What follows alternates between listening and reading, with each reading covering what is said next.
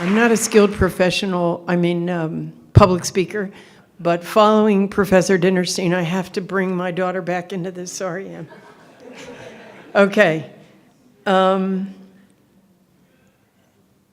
Emily was about 12 years old when I had Lois for dinner, and which reminds me that there wasn't, in Steve's honor, a very carefully strategized legal strategy, which probably drove some of the more talented strategists crazy when I got involved. But we did have what I would call a factual strategy, which is I had everybody to dinner if I could, or out to lunch or something, to show the treatment professionals that this individual could, in fact, come out of the hospital and have lunch.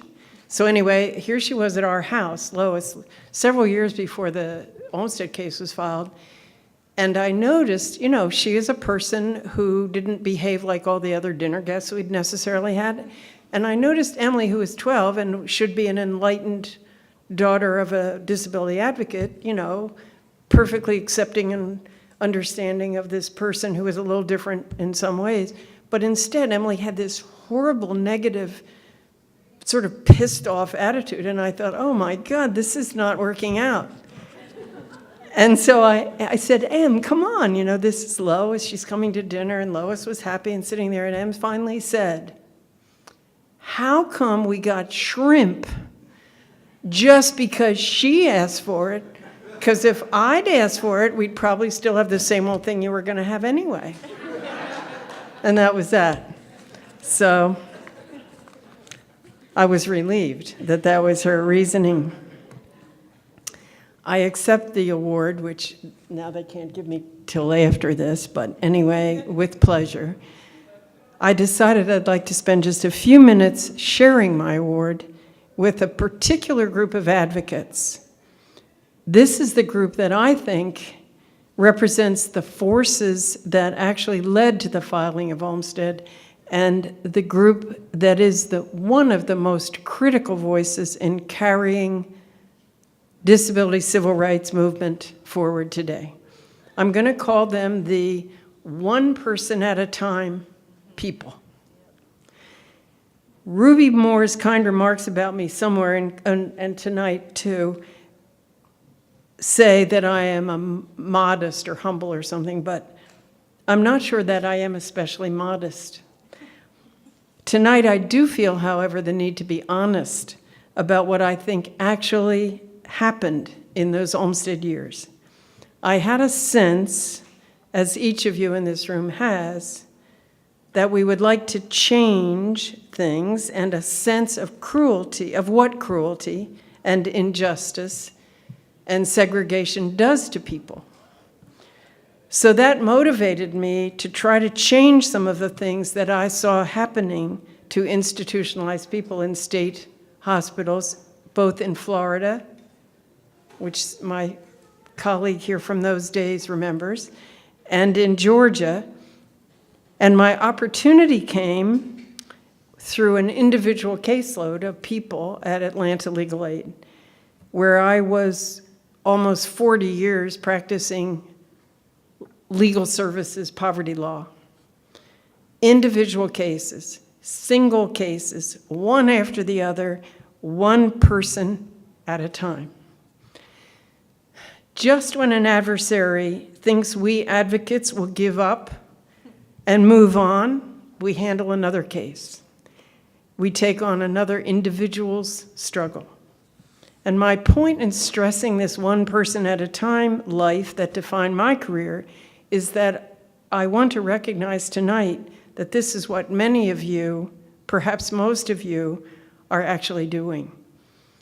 There are those remarkable advocates who devote their careers initiating legal strategies that are intended and often succeed in reforming the system of oppression and discrimination. And many of these brilliant strategists and talented litigators and policymakers spoke at the symposium today, and they are here tonight. And then there are those of us who work mostly for individuals who are trapped in that system, one person at a time, Over the course of a career, I think most of us advocates probably do some of both. But personally, I ended up as lead counsel in the Olmsted case because I had been a legal services staff attorney for 20 years at that point, when Lois Curtis and Elaine Wilson were two of my individual clients. And in 1995, when we filed, Lois and Elaine had already tried everything I could think of in state court and in probate court. So we were trapped, as Professor Dinnerstein said at that time, especially by the Romeo versus Youngberg case, which said all the state had to do was provide, quote, minimally adequate treatment, unquote, and there was no affirmative obligation to provide services in the community. So with the collaborative effort of other attorneys at Legal Aid, we decided to try the ADA and federal court. I really think it was this one person at a time legal services career and the reliable cohort of colleagues at my legal services office that led us to federal court, essentially because, as has been mentioned before, I love the fact that Professor Dinnerstein picked this tidbit out, because Lois kept calling and asking almost daily, when will you get me out of here? So our legal services director at the time turned our little office into upside down so that we could try to handle a Supreme Court case. And I will tell you that we were thrilled, but mostly we were terrified. That is when the brilliant strategists and the litigators and the grassroots revolutionaries, self-advocates, came to our aid. Amicus briefs were filed by dozens of reputable organizations who had fought the battle for people with disabilities for decades. They understood better than we did what was at stake. And that is when the grassroots movement organized for the vigil at the Supreme Court after they had already filled the aisles at the District Court and the 11th Circuit Court of Appeals. That is when dozens of attorneys general joined against the state of Georgia, and that is when Lois and Elaine dug in for 5 years of litigation. So in accepting this honor today, almost 20 years later, can you believe? I want to take a minute to recognize everyone here and everyone not here working as an advocate for the forgotten populations, for the unpopular populations, but especially those who are working day after day, person after person, for the freedom of one person at a time.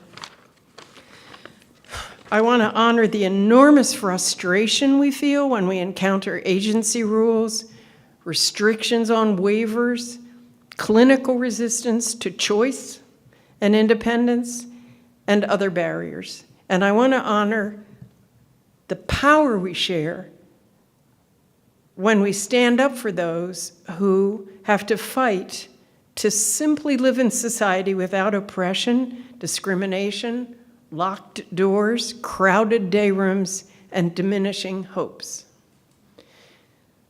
The two one-person-at-a-time people who led us to federal court need to be honored too. Lois Curtis, she is a friendly, outgoing person. She had been institutionalized for most of her life since she was 14. Overall, she spent 10 years in 2 institutions where nicotine therapy, you know what I mean, was the highlight of each day. She suffers, by the way, from a lot of respiratory conditions as a result, and always will. Her mom lived in constant fear that she would get in trouble when she would wander off from her apartment. So mom would call the police. Police would come and take Lois, who was labeled intellectually disabled, to a psychiatric hospital, which was, of course, the wrong place. What any institution would have been the wrong place. And in all those years, Lois had never been in a program of habilitation for a person with developmental disabilities and never been provided with individualized community-based supports. And after the case was filed, of course, she moved into a Medicaid waiver program, never returned to an institution, and has become a respected artist with regular exhibitions of her work. Elaine Wilson was a caring, nurturing person. In the institution, she was extremely angry.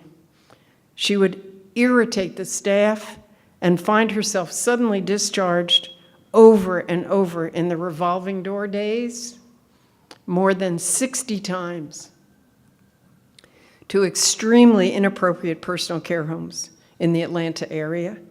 That unhappy story began when her mom was advised to place 5-year-old Elaine in an institution, where she lived for 45 years in and out of that and other institutions, and then got to live for 6 years after Olmsted in a host home in the community, where her concern for others and her joy and freedom blossomed. She gave talks with a job coach about her life before and after Olmsted. Elaine died in 2005 from complications after surgery. Lois and Elaine, to me, are symbols of courage and survival. Their story reflects the stories of so many of the individuals in segregated places then and now, people without advocates to speak the obvious truth about their circumstances, and people who very often do not know what their rights are, most importantly, their rights to services and supports in a more integrated community setting. Finally, I need to mention briefly some of the places I have observed where the ADA and Olmsted have failed to make much of an impact. And remember our friends in those places. They are in forensic units in state hospitals, in residential facilities for children, in segregated educational programs, in training schools, in sheltered workshops, homeless shelters, trapped in inadequate community congregate homes. And I don't think I even mentioned jails and prisons. One of the worst examples, in my opinion, is the confinement of 1.4 million people in 14,000 nursing facilities in the United States who are deprived of access to information about meaningful alternatives. And I'll just close by saying the present system of nursing facility segregation is so similar to those of us old enough to remember the early days of pre-Olmsted days, is so similar to the worst days of state hospital segregation. Two things especially about the nursing home situation that strike me. One, they're accepted as inevitable by those who are perceived to be unable to care for themselves. That perception persists, as it did with people with mental disabilities, despite all the evidence to the contrary. Evidence that home and community-based services are preferred by the majority of people, that they are less costly, that they are much better for people, and that in every state, a variety of programs has shown that supports and services can meet the needs of this nursing home population in the community. And the second striking similarity is that once institutionalization is perceived as the, quote, solution, unquote, family members and professionals begin to fear returning to the community. The person herself loses skills and becomes resigned and hopeless.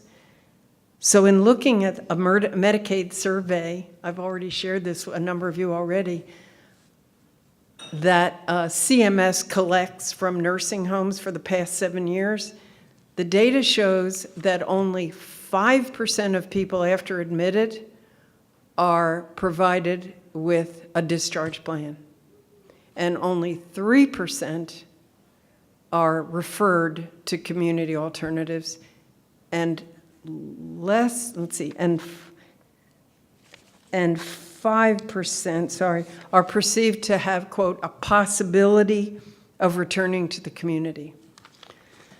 So one of my last clients at Legal Aid was Dorothy. Tony may remember. who's here from our legal aid office. She was crowded into a small space all day between her dresser and her bed, watching endless TV. She said to me every time I visited, "One thing for sure, I don't want to die in this nursing home." That is, however, where she died. I'm closing on that note, even though tonight is a celebration of what we have accomplished, but a call for action.